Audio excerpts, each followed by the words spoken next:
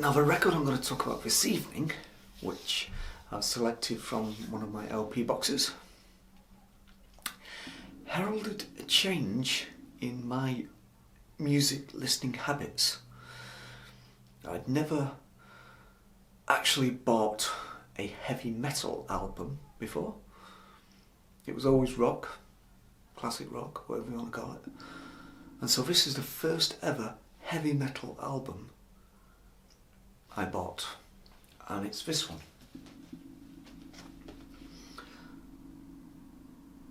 Iron Maiden, Somewhere in Time, from 1986, and essentially I got it pretty much as it came out.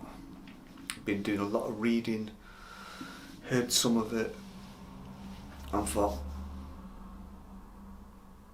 I'll get a single first, Wasted Years on 12-inch, and see what I think. And I thought, yep, I want this. So, came out in September. I got it at Christmas. It was basically a Christmas present for 1986. And it did actually, in a way, change my life, because it got me onto much heavier stuff. It introduced me, it sent me down that path of exploration into heavier bands. Mainly American. I think the Americans were doing it better in those days. Some might say they still are. But anyway. So this is the 6th LP from the band. And to me, it's another one of those what I would call perfect LPs. I like everything about it. I like the production, I like the songs, I like every single song. I like the sleeve. How could you not like the sleeve? Probably his best ever. Derek Riggs, that is. I like the inner sleeve. Cracking picture of the band here. Good portrait picture. For those of you who've not seen it.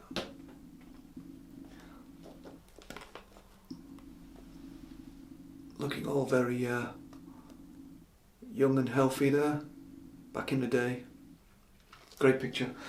Now this turned out to be one of the most expensive records that they'd made to date, because different parts of it were recorded in 3 different countries. So it really was quite an expensive record. Not like nowadays, where they, from what I understand, they tend to record the whole thing as live. So this came directly after the Power Slave tour. Most of it, a lot of it, a hell of a lot of it is written by Adrian Smith. His influence is on here heavily, and maybe that's why I like it so much. Because to me, even after all these years, it's still my favourite.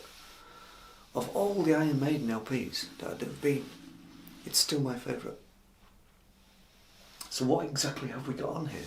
Well, we've got Caught Somewhere in Time, the title track, Wasted Years, Sea of Madness, and Heaven Can Wait.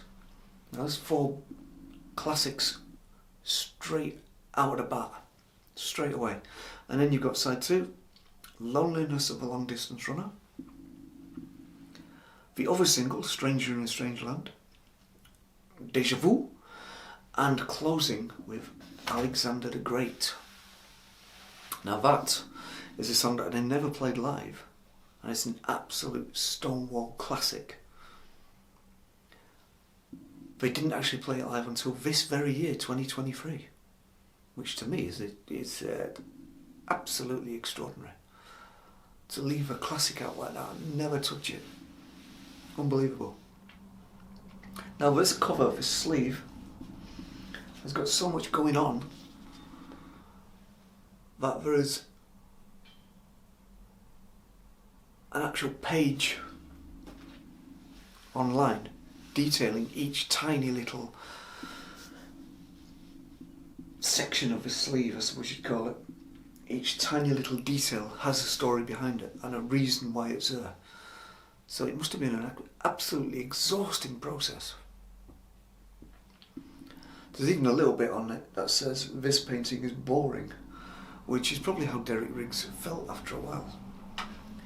It's probably driving him a bit crazy because there's so much going on here. Now the band, the actual lineup, is Bruce Dickinson, who wrote nothing on this.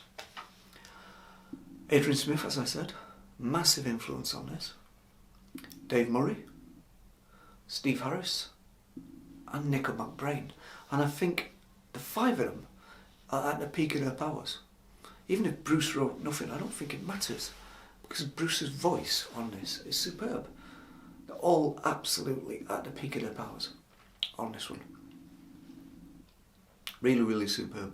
Superb record.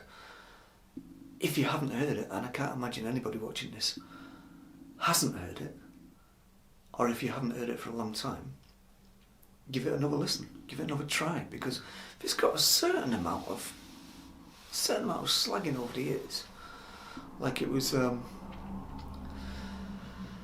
bit of a sellout, because there are things on here called guitar synths, which is, you know, a kind of a keyboard sound. Well, it's not really a keyboard. I think it works very well. It's again an album of its time, and it's perfect for the mid-80s, absolutely perfect. And they wanted to embrace new technology like loads of other bands, and I think they did it brilliantly. It doesn't jar, it's not jarring to listen to. It's absolutely superb. Even today, if you hear it, it's still absolutely brilliant as a record. Now, as far as the critics go, they didn't really have a great deal to say about it from what I can find. It was largely received well, I believe. The introduction of the guitar synths was seen as progress by everybody. So, that's a good thing. That's a good thing. Now, I personally don't think we would ever see an Iron Maiden album after this as quite as coherent to my ear as this is. To me, this is what they'd been working towards for 7, 6, 8 years, whatever it was. This is the pinnacle of Iron Maiden in the 80s. After that, it starts to take a little bit of a downturn, for me anyway. And then we get to the ridiculous nonsense that went on during the early 90s, which I think is some of the worst stuff they ever did. So, how did it do in the charts? Well, it did surprisingly well, especially in England.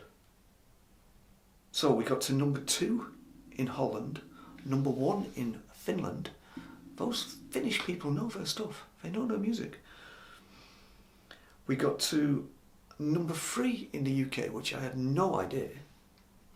I didn't know it had got to number 3 in the UK. To me, Iron Maiden in the UK were just ignored, basically by the general public, the charts as it were. But there was kind of a resurgence of an interest in rock music in the mid to late 80s, with bands like Def Leppard and later on Guns N' Roses. So I suppose it's not really that surprising that it got to number 3 in the UK. In America, it got to number 11, so that's not too bad. Not too bad at all. Also in America, it managed to sell 1 million copies. Now, to me, that's okay, but a record like this really should be selling a lot more. Some of the records I've spoken about that I don't think are as good as this have sold many, many more. So maybe that needs to be looked at again and recertified. But it says 1 million, so 1 million it is. So overall, it's a fantastic record.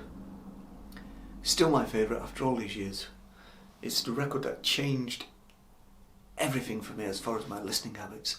I went from U2 and people like that to thrash metal.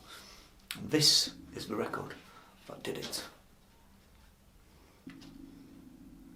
Iron Maiden, Somewhere in Time, from 1986.